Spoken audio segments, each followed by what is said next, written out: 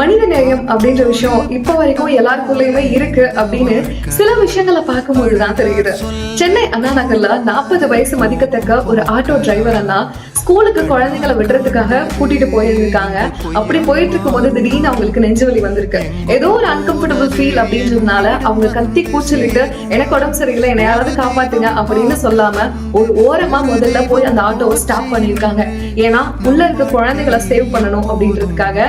அப்படி சேவ் பண்ணிட்டு அந்த இடத்துலயே மயங்கி விழுந்து அவங்களோட உயிரும் போயிடுச்சு. அடுத்த நிமிஷம் நிச்சயம் இல்லாத வாழ்க்கை இல்லையா? சோ இந்த வாழ்க்கையில நம்ம என்ன பண்றோம் அப்படின்னா கோபம், போட்டி, பொறாமை, வன்மம் அப்படின்னு சொல்லி எவ்வளவு தேவையில்லாத விஷயங்களை நம்ம மனசு ஃபுல்லா வச்சுக்கிட்டு இந்த ஊருக்குள்ள சுத்திக்கிட்டு இருக்கோம்.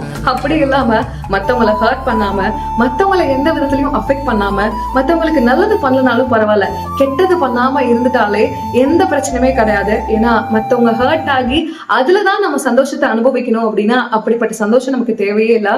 முடிஞ்ச வரைக்கும் எல்லாருக்கும் நல்லதே நினைப்போம், நல்லதே செய்வோம். நெக்ஸ்ட் வீடியோல பார்க்கலாம். பாய்.